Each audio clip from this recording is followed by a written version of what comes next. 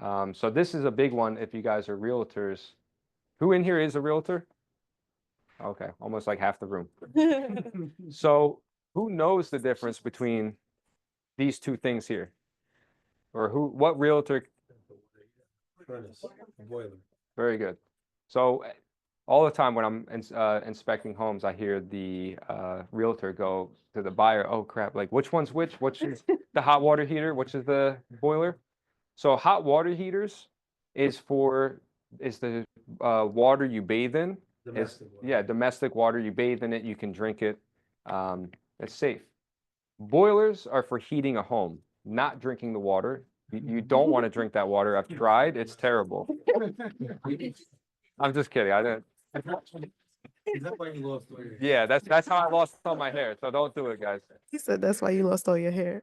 To me, it's actually crazy that they sell homes with steam boilers. People buy the house and they literally don't know what they're dealing with because if you don't maintain this, it could explode. It could literally blow up. Wow. So these are high maintenance utilities. You need to have a guy on this at least twice a year, emptying it, servicing it, conditioning it. And if you don't have one that automatically refills with water, you need to be going down there and checking your water levels like almost daily. Yeah. Mhm. I guess she has the worry-free program with PSCNG. Yes. So they come annually to check it for her. Is that sufficient or? I would say so, yeah. I mean, with the steam boiler too, if you're having issues like these are the things that you hear, like the banging pipes. They make a lot of noise. So wait, if you hear that, what does that mean? That could mean a couple things. Sometimes it means like the pipes. Yeah, it could be like too much water. Sometimes it's because the pipe's not pitched perfectly so that the water goes down. If it's like this and the water sits in the pipe, it could like pop like popcorn, and that's kind of what you're hearing. Awesome. They have that, and it's so scary. I'm like, Yeah, what? no, it sounds like there's like a ghost, yeah, knocking on the walls. They just make a lot of noise. So if you're hearing a lot of noises, I would have it checked out. I actually had a client who I gave them this whole spiel. I was like, listen, you got a steam boiler. Have an emergency budget because some of these pipes look old and these things are under pressure. So if any of the pipes are old, the pressure is going to escape and that you're going to get a, what's it called? It's going to leak and you're going to see like steam shooting out of the pipes. So we have steam boilers, but then we also have circulating boilers, which is more like the radiators that you see, baseboard heaters, versus like the steam boiler has those big radiators with the little steam that comes out of them. These boilers, the circulating boilers, they're not as fussy as the steam boilers. I would say the benefit with steam boilers is they're hot, they're warm, like they will heat your entire house and keep your house hot. The circulating boilers are not bad. That looks like it crazy with all the plumbing, but yeah, different zones. So you can control the heating a little bit better with these. And again, a little bit less fussy, maybe a little bit more modern.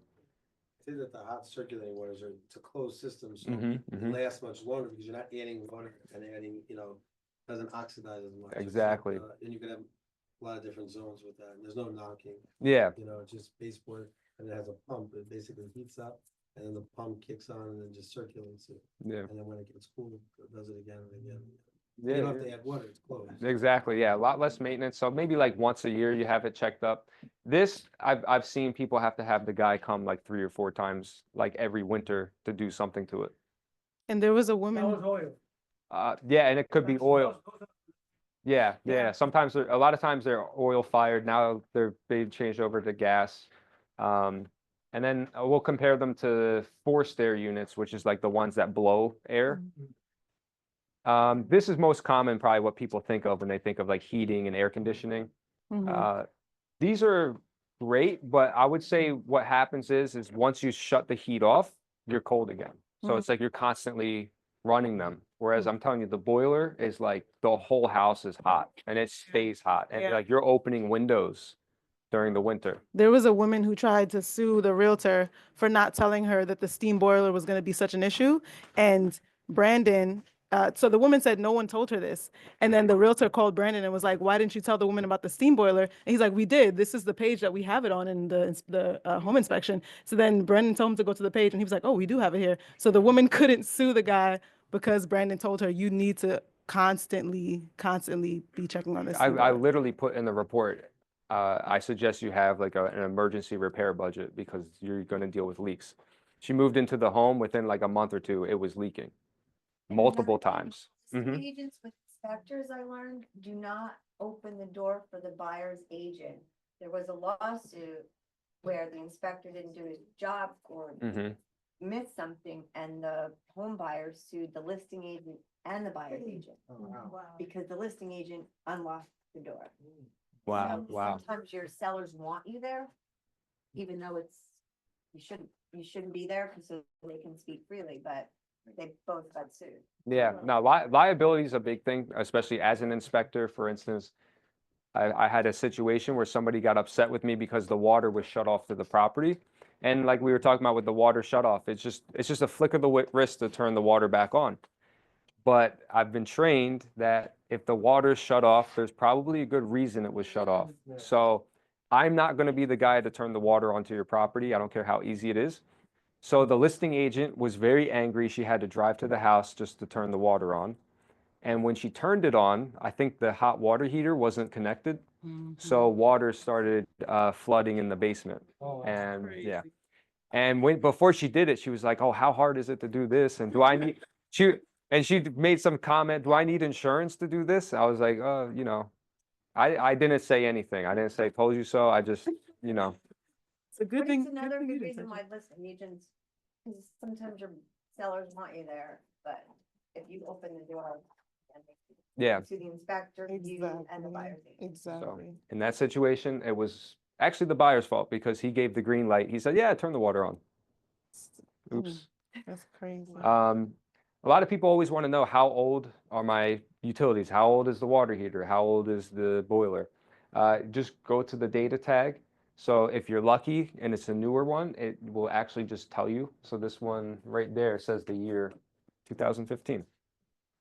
Some of them you have could to turn the get a little slide, Ishmael. creative, get the serial number and go onto a website, type the serial number in, and it'll decode it for you and tell you the year that the utility was made. So it's your turn. So in the first picture, which one is which? And what are we looking at? The water heater and then the furnace. Yeah. Yep, very good. Next- And what about the next second slide. picture? The water That's heater the and water boiler. heater. Yep, and a boiler. Very good. So I good. don't know if you talked about the benefits of a boiler versus a furnace. Yeah, just that the boiler stays really hot. Oh, what's the other benefit? Okay. Oh, you know, a little background, that's the Brooklyn, like a realtor. I'm first a teacher, I have a license as a social Go studies closer, Brandon. history teacher. Oh, cool. So, yeah, so I taught Elizabeth High School for many years, before I became, active fully in military. But long story short, a furnace, causes your sinuses to dry out. That's why they add, humidistat, like, that's puts in some type of moisture to the air, but it's still never as good as steam, because steam has the whistle, and it's the best type of heat, even better than circulating, because in the winter, you're not gonna get like your nose all dry. It's like you're being in a steam room because it's constantly shooting out steam, so it's making the air moist. Because furnaces dry out your sinuses, and that I know firsthand because the house that I grew up in Elmore Hills had steam. It was from turn of the century, Center Hall Colonial, and the house that I lived in, when I was older in the Westminster section with the pool, that had 5 furnaces because it was 6,000 square feet. And it was, it had a humidistats, but you constantly have to do it, and it's still not as good as steam. So that's one of the benefits of steam versus furnaces. That's the way you could sell still. Okay. when I like people that. out there then. I like that because yeah, humidity is like a big thing. I can't stand dry air. Yeah. And then you also don't want air that's too moist because then now we're dealing with mold, again, insects and dampness. It's a house is always problems. It's a money thing. It really is. Fires here. So, and that's what we said, consider long-term maintenance, because again, these things need to be maintained.